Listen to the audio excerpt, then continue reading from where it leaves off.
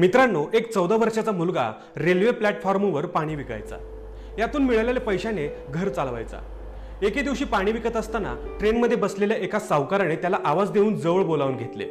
मुलगा पळत पळत त्याच्याकडे गेला आणि पाण्याची बॉटल त्या सावकाराकडे दिली. सावकाराने विचारले, किती पैसे? मुलगा म्हणाला, 10 रुपयाला एक बॉटल. सावकार म्हणाला, 7 रुपयात देणार का? सावकाराचे बोलणे ऐकून मुलगा गालातल्या गालात हसला आणि पुढे निघून गेला. सावकाराजवळ एक व्यक्ती बसलेली होती. त्यांनी हा सर्व प्रकार पाहिला. त्यांना एकच प्रश्न पडला की मुलगा हसून पुढे निघून का गेला. नक्की यामागे काहीतरी रहस्य असावे. तो व्यक्ती ट्रेनमधून खाली उतरला आणि पाणी विकणाऱ्या मुलाच्या मागे मागे गेला. थोडे दूर गेल्यानंतर त्याने मुलाला थांबवले आणि विचारले, सावकाराने पाणी बॉटलचा मोलभाव केल्यानंतर तू कशामुळे हसलास?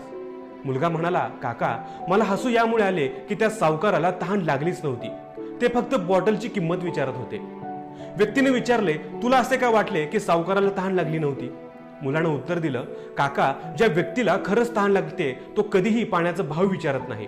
तो तर पहिले बॉटल घेऊन पाणी पितो आणि नंतर विचारतो किती पैसे द्यायचे.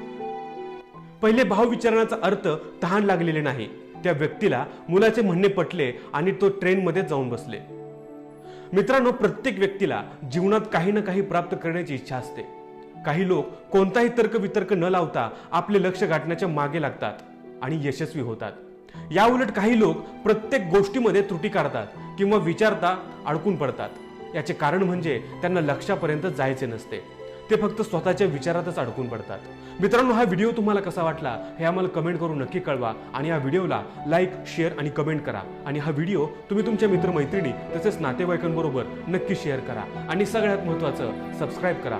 पुन्हा भेटूया मित्रांनो अशाच एका भन्नाट व्हिडिओ सोबत. तोपर्यंत जय हिंद, जय महाराष्ट्र, वंदे मातरम.